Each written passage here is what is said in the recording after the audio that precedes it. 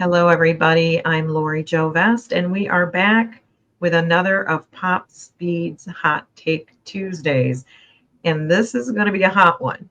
I have Kylie Metcalf and Molly Wagner here with us, and they are two members of the PopSpeed digital marketing team. I am one of the owners with my husband, Ron Wingard, and Kylie and Molly have been with me for 2 years and 3 years, respectively, I think, something like that. And we just have so many things that come up in our meetings that we always go, we should talk about this with other people and get this out there. So today's topic is working from home, remote work. And we had to start talking about it early because we're all like so passionate about it. So, Kylie, I want you to repeat what you said before we got started today about I won't take credit for that. This was a Molly quote. This was a me quote. Go for it. I have said so many times that you will have to pry remote work out of my cold, dead hands. Yeah. I love it so much. Well, and Kylie, you said I could talk about this for a really long time because I'm so passionate about it. Yeah. And then Molly says you have to pry it out of her cold, dead hands. This is for leaders. If you want good, younger talent, you have to give them what they need. And I don't mean, we talked about this beforehand too, I don't mean entitled brats. These are not entitled brats on my team. That's not what we're talking about. We're talking about a lifestyle choice. So Kylie, you mentioned earlier, and Molly, I want to get this from you too, but Kylie, you mentioned that you were, that when you got out of college, you felt kind of forced into this box of going to the office 9 to 5, blah, blah, blah. And then COVID came along. Mm-hmm. Tell us a little bit more about that.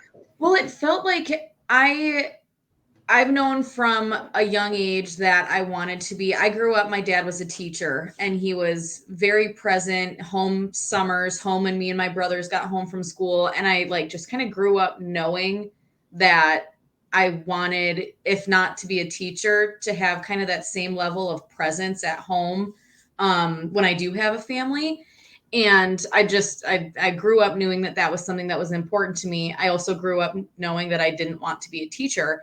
And it never really felt like that was possible. There is a box when you want to go into business, especially when I graduated, that felt there is no way to do both of these things. You can't be the parent that drops your kid off at school and picks them up from school and doesn't, send kids to latchkey or daycare and have a career, because career requires you to be in the office 9 to 5. And, it was just it was interesting to want both of those things, know that they were both important, but to have no real means of combining them. And then COVID came along, and we said this earlier, if anything good came out of COVID, I think it's this work-life balance shift. Oh yeah, absolutely. Molly, how you came right out of college. Now, Kylie, you had a couple of years of office environments and things like that. I graduated, Molly, I graduated in 2019. And then in the first 8 months or so of my career, I had two different roles, both ones that I really, really enjoyed, but both fully in the office. And then, shortly after I graduated, COVID hit. Yeah. And Molly, you came right out of college to work for us. Yeah. And have never been in an office environment. Yeah. So my experience is a little different than Kylie's because I graduated into the pandemic. Graduated in 2021. And obviously things were kind of starting to open back up with vaccines and everything. But the bulk of the jobs that were available when I was first applying were all remote. And that wasn't really something that I was like, I need a remote job. It was just kind of the way of the world at that time. So I was like, oh, this should be fine. And obviously I found PopSpeed. I love working here. But now that I am so used to remote work, as I said earlier, I never want to stop doing it. Yeah. I mean, it's a big deal. And I remember at the beginning of COVID, what was really interesting is we were all kind of scrambling for support and accountability and community, those of us who are used to office work. And so I joined this group that somebody had created, and it was I'd been entrepreneurial for 2 years by then, but the COVID came along and shut everything down, and I felt very lonely because you couldn't go have coffee with your girlfriend. You couldn't, the social things were taken away. So I joined this group online, and I realized it was supposed to meet every morning at 9 o'clock for like 10 minutes just to get you started, get some accountability, and get you going. And I realized after being on it about 3 times that these were people who were having a hard time getting out of bed by 9 o'clock. And I was like, okay, that's not quite what I need, because I was kind of in that work from home mode. I needed accountability on my tasks and, more high level accountability than just getting out of bed and getting to my desk. I mean, I had that mastered. I had that mastered for a while. But COVID did change a lot of things with work from home. And it changed how people work. Anybody that can work from home. Now, we have to say it is a privilege, and it's not one that any of us take for granted, to be able to have the types of jobs that allow us to work from home. Yeah. I mean, not everybody can. You can't manufacture cars from home. You can't, provide hands-on healthcare from home. But those of us who can, we're hearing a lot more about people wanting to, leaders who want to force their people back to the office.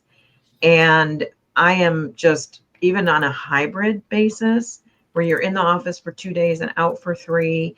And what I keep hearing is, I mean, leadership doesn't seem to understand that means when you've got some people home these days and some people home those days, or now during COVID, you may have spread your workforce out a little more geographically. You're forcing people to come into the office to sit on Zoom calls. Right.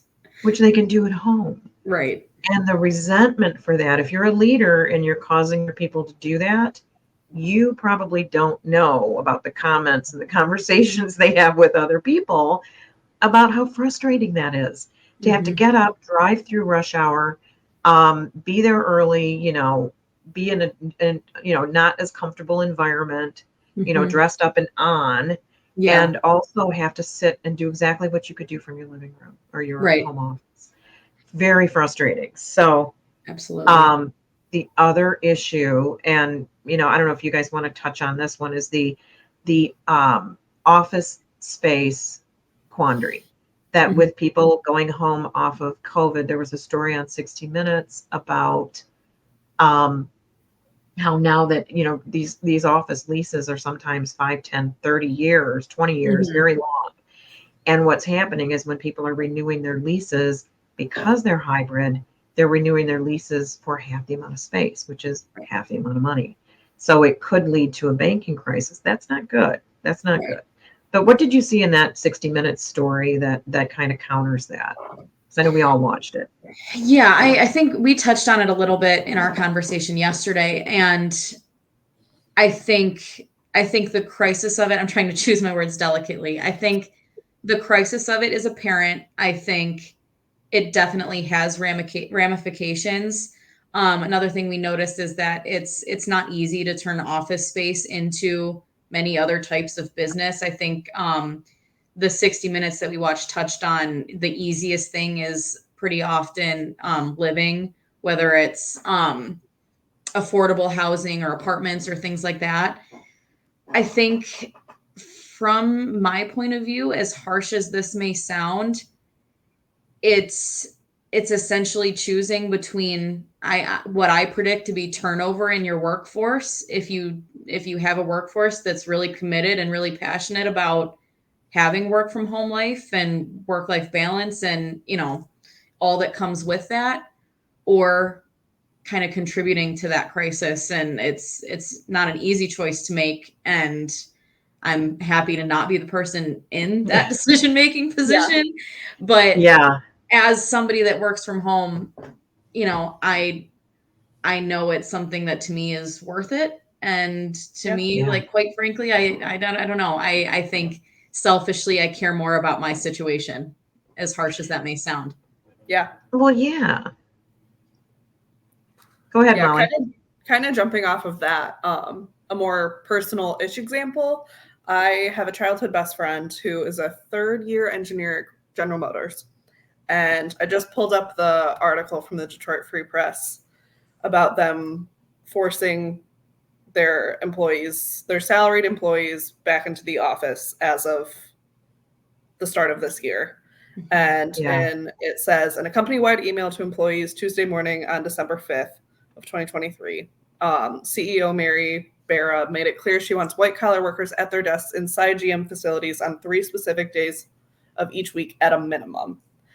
And when I saw that story pop up on my news feed, I immediately texted my friend and I was like, you good? Because I know she loves work from home. She also has a very immunocompromised family. So that is another factor that I don't think leaders are taking into consideration when forcing their salaried workers back into the workforce. Because obviously COVID is still around. Yeah. As we know. COVID so is it's still around. Yeah. Interesting to see all of these leaders kind of across the board be more willing to care about the commercial losses, because obviously GM has that major campus. So that I'm sure that's a factor over the health and well-being of their employees sometimes.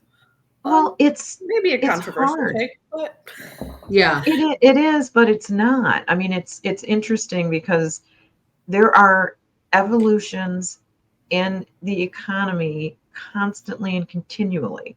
I was in the video production business back when the equipment was hugely expensive and you didn't have a motion picture camera in your phone. And when the new technology came along and made it cheaper and cheaper and easier and accessible, there were hundreds of people that were, in our market, I'm sure thousands and thousands globally that were just kicked out onto the streets and had nowhere, no job skills that they could use to do anything else, or very limited job possibilities. It happens. It's hard. It's horrible.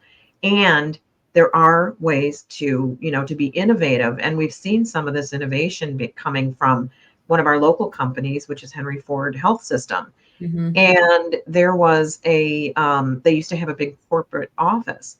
And at the very beginning of COVID, they decided to start sending people to work at home and to reduce their corporate real estate footprint. And they took that land and they're expanding it into this live, work, retail, recreation, healthcare space in partnership with Michigan State University and the Detroit Pistons. Unbelievable. It's going to bring a huge economic impact to the area, and it's innovation. And we're seeing a lot more of that in a lot of other areas of real estate too. Locally, there's a complex over at 16. And yes, if you're not from Michigan, the road that it's at the corner of Crooks and Big Beaver Road. And if you look at this white building here, this white building used to be the headquarters for Volkswagen. And all that space around it that has all those buildings in it, not these two right here, these two, the two white ones, the flat ones behind it, were part of another campus, but the in front of it and around to the side, that was all parking. And when VW abandoned the headquarters, somebody bought it and turned it into an office building. Then it was sold to another company that came in and just infilled the parking lot. They're actually created this huge parking deck so that they could put restaurants in the parking lot here and apartments right there. So that if you are a work, that you have to bring employees to the office, this is a live work kind of campus. If I can walk home for lunch and walk back to the office or walk home and let the dog out, I'm going to feel a lot better about working for your company if I have to go into the office, right? Yeah. And it also is a way to help compensate for that lack of corporate, leasing, business real estate. So there's a lot of factors to it. They're saying that a lot of the corporate real estate cannot be repurposed into housing for various reasons, but there are innovative ways to deal with it. But this is the part that really has me hot. My hot take. Even now, after we've had how many years? What has it been? 4 years since so many people start working from home. Wow, 4 years. 4 years in March. 85% of managers still don't trust their employees are actually working remotely, even though virtual meetings and hours worked have ballooned. People work more when they Yeah. work from home. Mm-hmm. Research shows us that there's more time spent productively. Where I know with me, when I go to an office, there are Mhm. so many interesting people there for me to talk to. Yeah. So I'm like stopping on the way to the kitchen to talk to two people, and then I'm in the kitchen for 20 minutes, and then I mean, it's very distraction oriented for me to be in an office as somebody with Right. adult onset ADD, right? But Right. what do you guys think about that? That 85% of managers still don't trust their teams. It is. I think the stat is just so interesting because to me, I think that's more of a leadership problem than an employee problem. Obviously, if you're not hiring the right people or putting the time and effort into hiring, good people, yeah, that's a problem you're going to face, but you're going to face that problem whether or not they're in the office, truthfully. Mm-hmm. And because, as you mentioned, Lori, there's so many distractions in the office too. But what like really I don't even know that I think about it at this point. Yeah. Because we've been, I've been with PopSpeed for so long now that it kind of feels like human nature or second nature to me. Um, Yeah. but how much more willing you are to go the extra mile, to put in some extra hours if you need to, whether it's Mm-hmm. late on a Tuesday or on a Sunday or whatever the case may be, when it's really needed and called upon, when things get busy. You're in your living room, you're in your office, your dog is in the other room if you want to go take him for a walk really quick and take a break, you know what I mean? So Yeah. it really Yeah. just takes the pressure off of, okay, well, I got here at 9 and after my 30-minute commute, I'm really not wanting to stay long past 5 for my other 30-minute commute. And Yeah. so you just, Mm-hmm. flat work those hours to get home as quick as you can and kind of get on with your life. Yeah. And, I think when you're home, at least in my case, I'm sure other people might not agree or things like that. But I think it really motivates you to kind of put in extra time when it's needed to be productive, especially if you are more of a self-starter and like Mm-hmm. not being micromanaged, to kind of, just make those decisions on your own and stay on track. So I don't know. The 85% of managers just baffles me. If I'm being honest. I think Agreed. it's crazy. Agreed. And kind of jumping off of what Lori said earlier about like how being in an office is so much more distracting. Yeah. And personal example, I met Kylie for the first time in person around Thanksgiving. And Yep. we like worked at a coffee shop and it was really fun. But the amount of times that we would just kind of like stop working and then like talk about something, Hmm. like I Yeah. got so much less done. And Yeah. thankfully it was a holiday week, so it was okay. Right. Well, Right. all Not a right. lot to get done, but right. But it was just crazy, like because obviously I see your lovely faces pretty much every day, but we like have our morning huddles and then Mhm. we have like client meetings throughout the day, but we go on our little separate ways and get all of our stuff done. Yeah. So it's just Well, interesting. it's so bizarre to me because I think if you can't trust your employees to actually work, you've hired the wrong people. Hmm. And that's where I think managers are like they're actually I read a statistic to yesterday or the day before about how there are more keystroke trackers on people's computers now than ever and monitoring of Zoom calls. Yeah. And so you've got leaders monitoring and overly compensating for their own fears, which then creates this like, get away from me. Why are you overly, micromanaging me with the employees, which Hmm. creates resentment, which is Right. probably one of the reasons that 40+% of people are actively disengaged from their jobs. Right. So I think there's a lot more than just remote work that's part of this conversation. But Hmm. again, we realize it's a privilege. We are firmly committed to it as a company. It really works for us. When we're on meetings, we're 100% engaged, we're enthusiastic, and our clients haven't complained that we're not productive. So, and I don't complain about my team's productivity either because we do get a lot done. So, there you go. So that's all we have for you. Watch for us next Tuesday at 10 for another Hot Take Tuesday. Thanks for joining us. Bye, everyone. Bye.